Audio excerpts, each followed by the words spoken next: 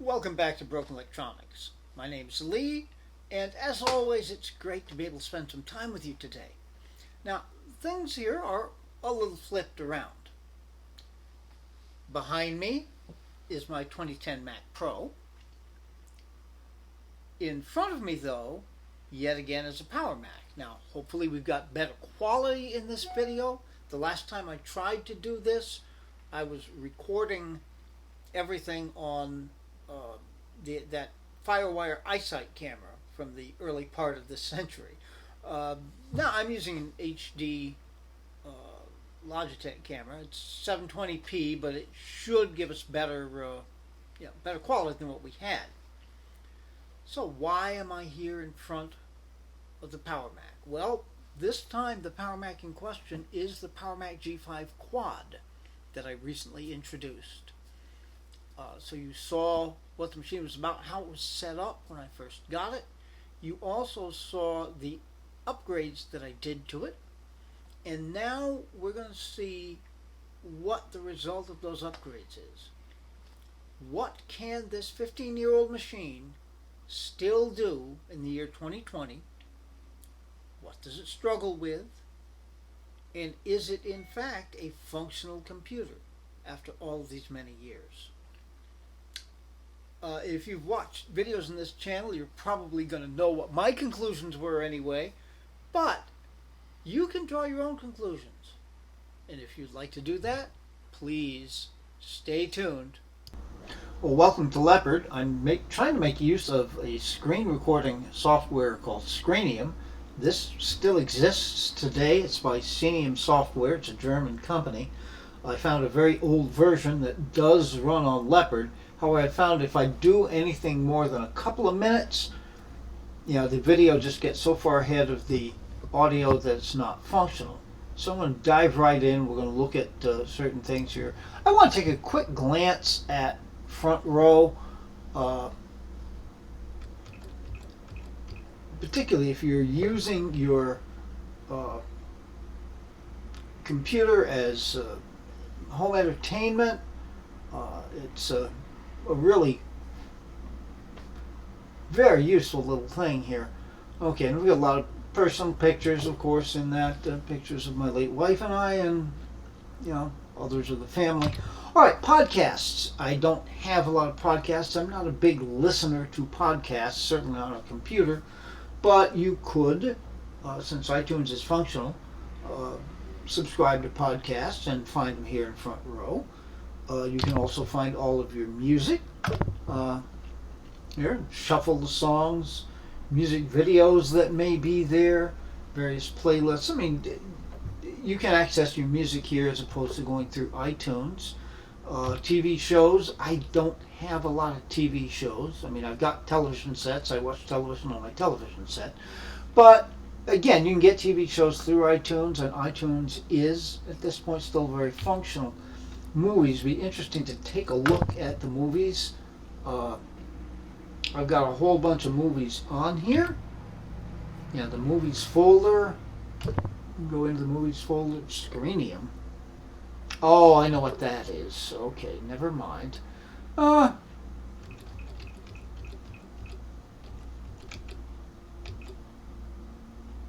various movies that you've got on here. Okay, well we can end our look at front row. And the PowerPC App Store. If you are setting up a PowerPC Mac, this does create a way of finding some of the applications you're going to need very, very quickly. You can just Google BPC App Store and it'll come right up. It's not currently under development. If we look at about, we'll see, this is February 2018. And I've checked for updates. It has not been updated since 2018. You're still, if you're really going to make use of a PPC Mac, you're really still going to have to find your way through Macintosh Garden or Macintosh Repository to really get all of the applications that you're going to need. But you can find a lot of them here very quickly. One of the interesting things, look and think, if you have Tiger running, you can set it up, you can get it to look like Sierra or High Sierra. Or you can do the same thing with leopard. I'm not exactly certain why we'd want to do that. Making leopard look like mountain lion? I don't really see why anyone would want to do that, but hey, it's an option. It's there. Okay, so I'm going to now end this clip, and we'll come back and we'll look at the internet options available. So please stay tuned. We're back again. Now, of course, if you're going to use a computer in 2020, you have to be able to access the internet, at least to some extent. And your basic access to an internet on a PowerPC Mac has got to be 10.4 Fox. Currently up to feature parity release 26, looking probably towards the end of this month at FPR 27. I'm not going to spend too much time with it. You can go to the Apple website and it comes up very, very quickly. 10.4 Fox tends to load on the slow side. I think that actually has more to do with 10.4 Fox than it does to do with the PowerPC Mac. Not to knock 10.4 Fox, God bless them, and the fact that they give us a browser that actually works. There are very few websites that won't come up. The one that leaps to mind that I had trouble with is Patreon. I could go to Patreon. It opens the page, but you can't log in. You can put in your email address, you can put in your password, but you don't get the button to log in. So other than that, 10.4 Fox is very functional. Now I usually go to CNN, and I have done that. It will play videos there. You can read articles. I try to avoid doing that just because it gets depressing these days, and this is not a politically oriented channel at all, so we'll stay away from that. I had a question about Facebook. Facebook does open very, very well here in 10.4 Fox. I wouldn't bother trying to watch the Facebook videos, although so many of those are actually available on YouTube anyway. But as far as reading posts that people put up, staying in touch with your friends, making posts, replying, using the Messenger application if you're into that, all of that works perfectly well. I'm not going to do that because, of course, if I did, it would open to my newsfeed, which would have posts of various kinds from friends and family, and I want to be cautious about everybody's privacy, of course. So, quit out of 10.4 Fox. Now, other browsers, WebKit is their WebKit. Really, I just use for YouTube because it is preferable for YouTube videos to 10.4 Fox. 10.4 Fox can't do it, but WebKit does it better. Other than that, usually 10.4 Fox. I have one other browser here, Arctic Fox. For anyone out there who has made use of older Intel Macs that are restricted to, say, Snow Leopard or Lion, Arctic Fox is a great browser that allows you to still function within those operating systems and access the internet. So highly recommended there. There's also a PowerPC Linux variant of Arctic Fox that is said to be very good. I don't have first-hand knowledge of that. This is a new fork in Arctic Fox development specifically for PowerPC Mac OSs.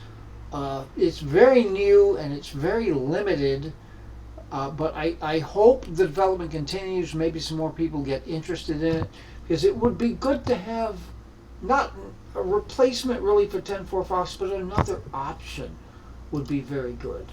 Now, the last of the internet applications to look at is 10.4 Bird, and that is an email application. It also has chat built into it, IRC chat. We don't want to spend a lot of time in, demonstrating that because, of course, it's my email, and again, the privacy concerns and all of that. All right, so we will close this clip out and come back very soon with some more applications. So please stay tuned. All right, so now we'd like to look at a couple of the built-in applications, and depending on how our time moves along, some of the iLife applications. The address book. The address book is very functional.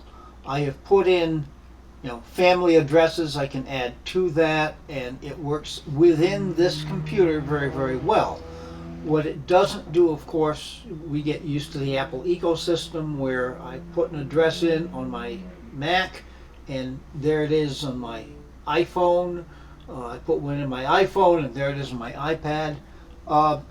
That's because of iCloud, and we have to recognize, of course, Leopard doesn't know anything about iCloud because iCloud didn't exist. But within the framework of this as a standalone computer, the address book is very, very functional. Much the same with iCal, now known as Calendar. One of the interesting things I found is I can go to 10-4 find a calendar to which you can subscribe. It gives you the option to put the subscription in iCal, just like it was 2020. So I put down the Vegas Golden Knights schedule, and that's in there in the red. Now, why that's in red and the Red Sox schedule, my other sports team that I follow, why that's in orange, who knows, but it doesn't matter. And of course you can add in your own appointments. I have a dentist appointment coming up next week, so I put that in there. So again, it's not going to pick up your iCloud calendars, but it's a very, very functional calendaring program. Preview, I don't really know why Preview is down there. All right. iTunes. iTunes is a big hit here. You can get all, Front Row showed all of this. In the music that's in on Front Row is the music from my iTunes calendar, both things that I have purchased and things that I have imported my own music. We'll take a quick listen to one thing here.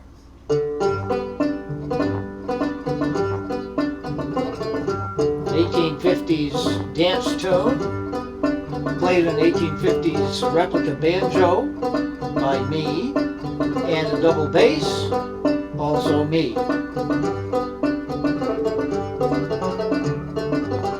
Very functional. Sounds quite good depending on the speakers you put in. Built-in speakers on a Power Mac are nothing. Okay. So we will stop that.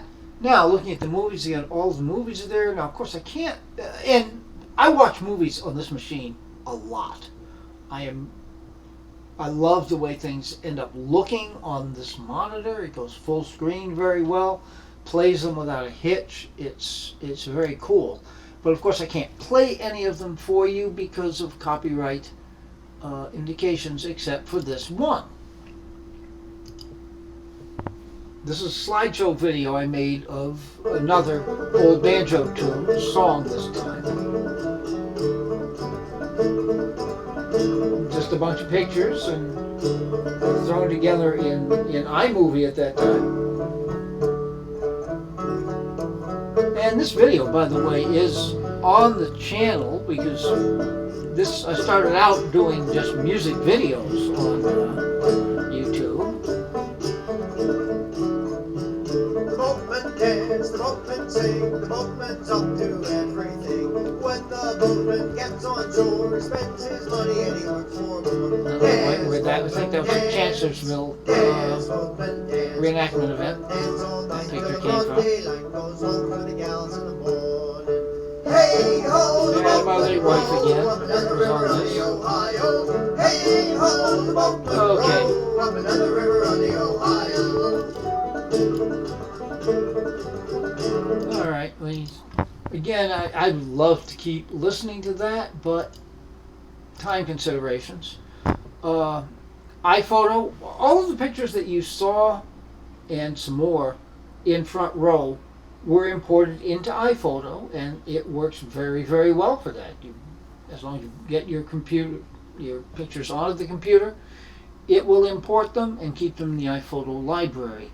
iMovie HD is also part of the iLife suite. I have used it. I don't really recommend it. iDVD, Lord knows I may at some point still burn things to a DVD now that I have that capability. So I'm going to keep that on there. GarageBand. It is said that these machines are still very functional as audio workhorses. And sometime I'm going to just give a shot to mixing some audio on this and see how it really works. Spaces is cool. I use Spaces all the time. I don't know why we have to have a dock icon, because I usually access it through a hot corner thusly. And Time Machine, my backups are all on Time Machine, and it works just like Time Machine today. All right. Well, hopefully Scranium will have kept up with me here, and we will take a look at some more applications very soon. So stay tuned. Okay, we'll take a look now at basic productivity. I have two options for office productivity. NeoOffice, this is the last version that would run on PowerPC Mac, and then the iWorks suite with Keynote pages and numbers all in there. Now, to tell you the truth, I don't use the iWorks suite all that much. I do, however, use NeoOffice, and I use it quite frequently. It does tend to load slowly, although on this machine, given the power that it has, it loads up more quickly than it does on most PowerPC Macs. And see, here we are, very little delay, and we've got a very functional blank word processing document to deal with. Neo tends to open slowly, largely because it is a complete suite.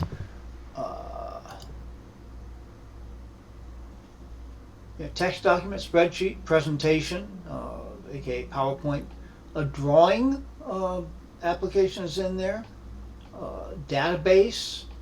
Yeah, you can use it as an HTML writer. I wouldn't recommend it.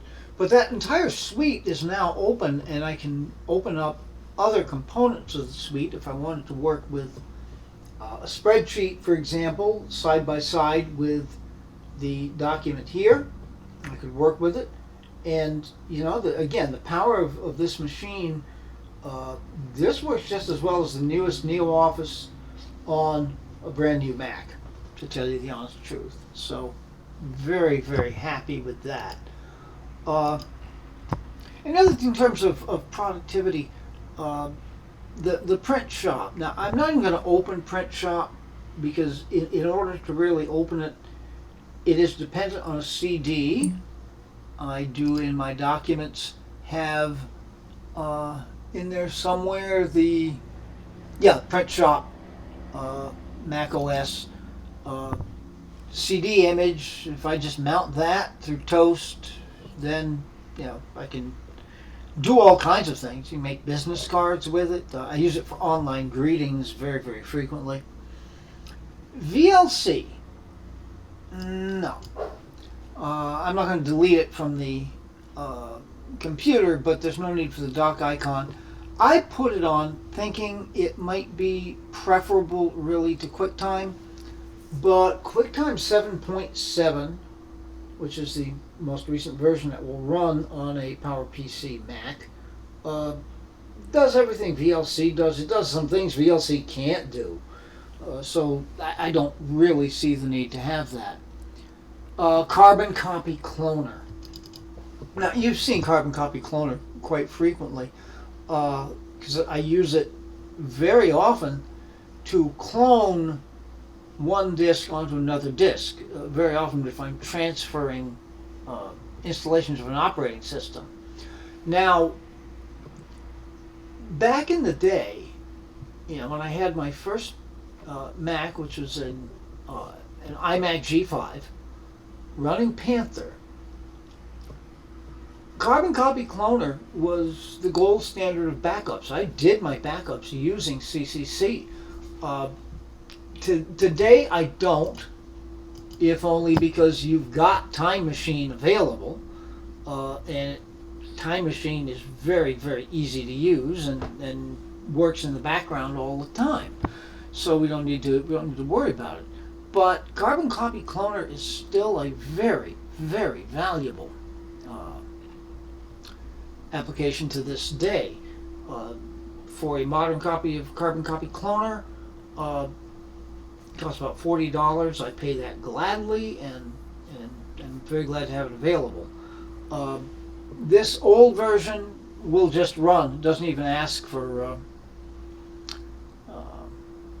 anything. Final Cut Express, I am probably going to try this once again. I used that. It was a very frustrating exercise in editing video. I put that down more to my own inexperience with Final Cut Express. Also the fact that there were software updates for Final Cut Express about which I was not aware that have now been installed. And of course, Screenium. Let me take a quick look at About Screenium 1.5.1.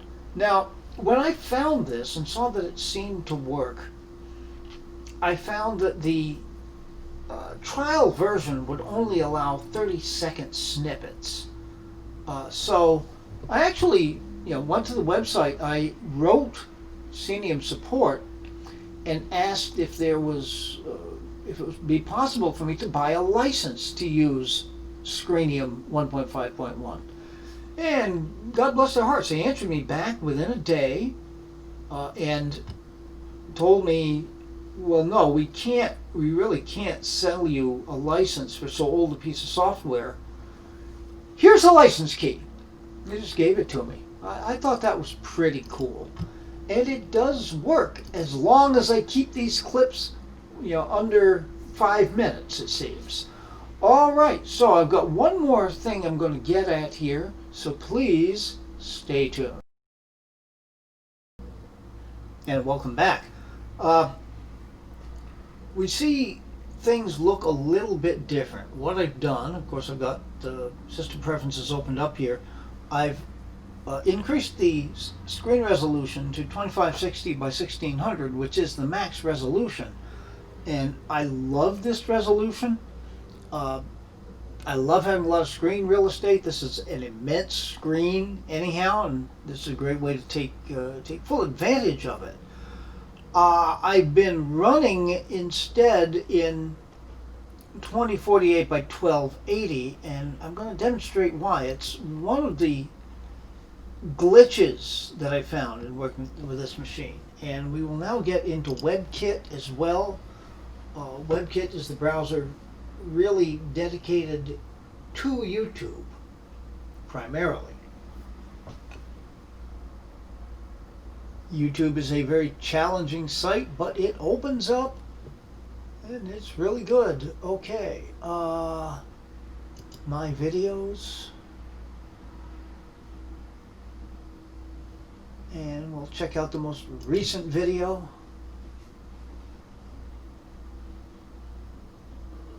I'm going to pause it here and back to the beginning. All right. Now I'm going to take it to full screen. And here's the glitch.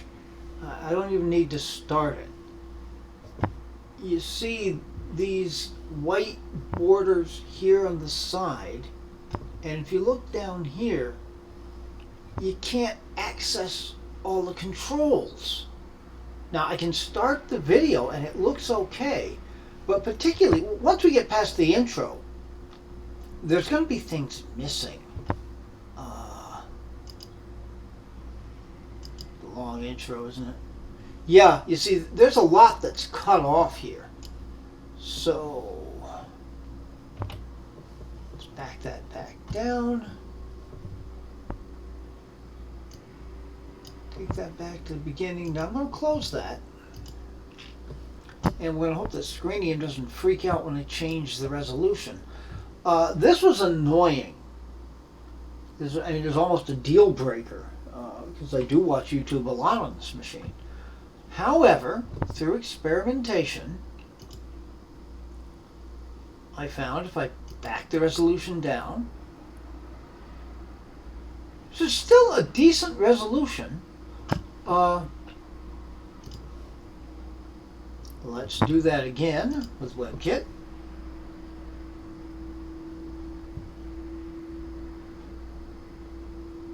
And how well you can hear as you open up YouTube, the jet engine that's the cooler for this machine starts to ramp up. All right, go to your videos again.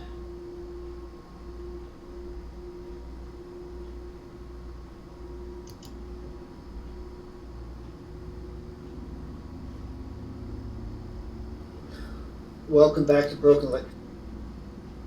Okay, back to the beginning. And now we'll go full screen.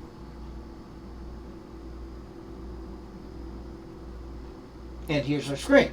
Now, the boxing on the side here is purely the result of the camera clip from the webcam that I use for this. And we can start it up. I'm going to lower the sound a little bit so I can talk over it. And if you want to hear this video, of course, you can go right to the video. I mean, I think that's a great picture right there. It's a new webcam, 1080p webcam. I'm really happy with that. At this PowerMac G5, which I picked up on Facebook Marketplace. Working very well. All right, so we're going to try skipping ahead.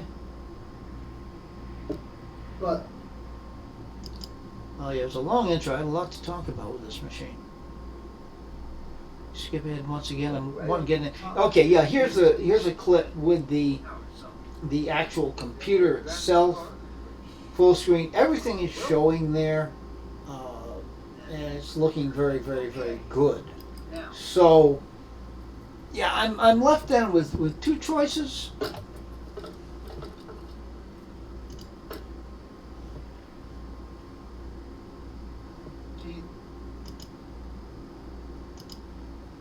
Come on. Yes, I'm left with two choices, really.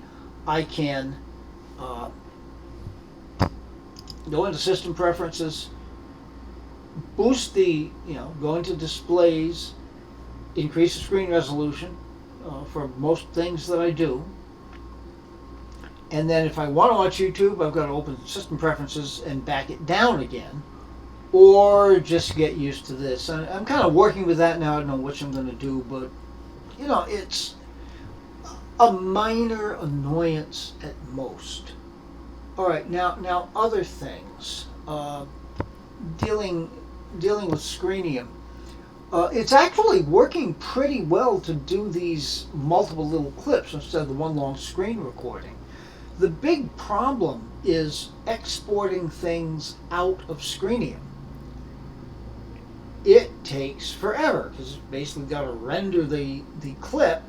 So a 5-minute clip is taking like 15 minutes or more to render out. So that's time consuming. And of course, then once you get into Final Cut Express and you get your movie put together finally, the rendering out of Final Cut Express takes forever. But it does seem to work. So hopefully I'm going to be editing this video on this machine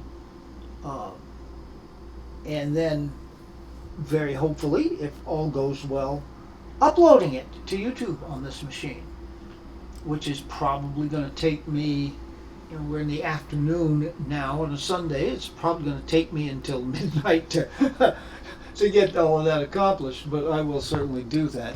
In any event, is this machine usable? Absolutely it is. It's very usable. If you're looking at it as a standalone computer, it's still a pretty darn powerful machine. It's not the powerhouse it was in the day, but your day-to-day tasks, It's all there, and it does them well and looks spectacular. Yeah, the Apple ecosystem did not really exist at the time of this computer, and nothing is going to make it exist. All right, so I think we're going to wind up the video at this point. Be good to other people.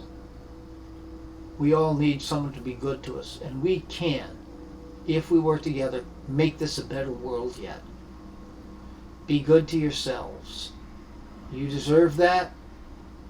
It starts from there, and we want you to enjoy the better world we're going to try to make, don't we?